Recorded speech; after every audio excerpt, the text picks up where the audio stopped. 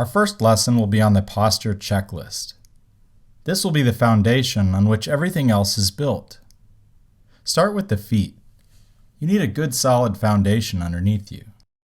I always like to have students spread their toes out, pushing down through the entire foot and feeling contact with the ground. You can practice by standing on one foot and finding great balance. The foot needs to be almost like a suction cup. Feel contact with the earth and have a sensitivity to this part of the body that's often taken for granted. Knees. Start by locking out your knees, and then bending them, and then straightening them but not locking them. We're looking for a nice long body line, and the knees are an important part of that.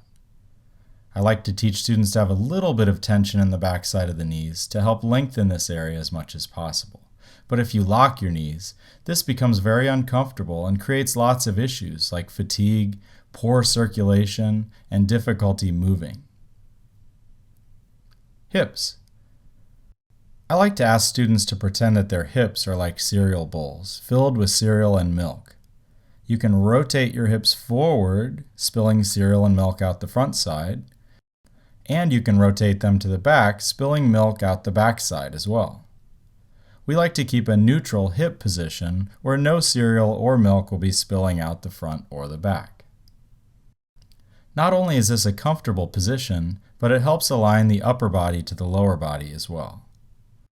Most students stand with an arched back, which really sticks the rear end out and spills cereal out the front side. Stomach and back. Engage your abdominal muscles. Gently pull the stomach in and lift up, trying to lift your weight completely out of your hips.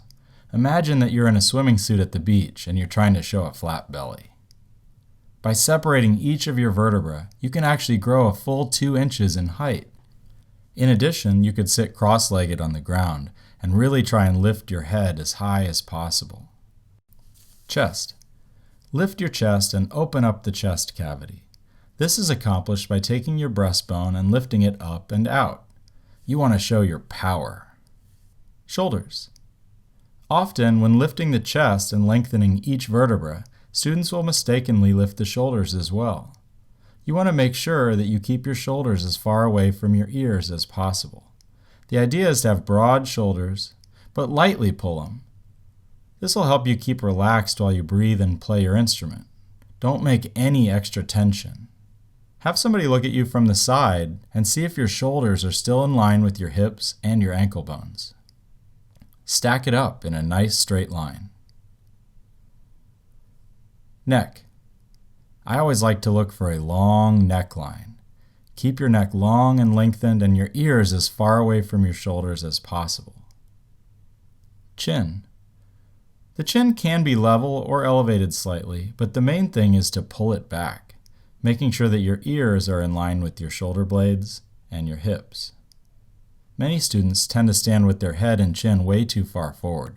We call this the turtleneck. When your ears are in line with your shoulders and hips, this makes you look taller and projects more power. Eyes. This might be the most important part of your attention position, making sure that you're focused, but also you have intensity and purpose, not just a blank stare. Arms. Many times you'll be practicing without your instruments in your hands. We have 2 different positions for the arms, one at the sides and one in fake horns up. When your arms are at your sides, just make sure you have light fists and your middle finger right on the seam of your pants. Keep your elbows slightly bent and toward the back of the room. When you have fake horns up, just start with your left fist about 3 or 4 inches away from your mouth, and then put a blade hand on top with your right. The arms create a triangle with sharp, crisp lines. We need to have power in your arms. So let's look at engaging the muscles of your arms and upper back a little bit. You could also think about showing more armpit. This has the effect of showing more of your uniform. We'll talk later about what to do when your instruments are in your hand, but remember this posture checklist is important whether you're in music rehearsals or outside doing drill.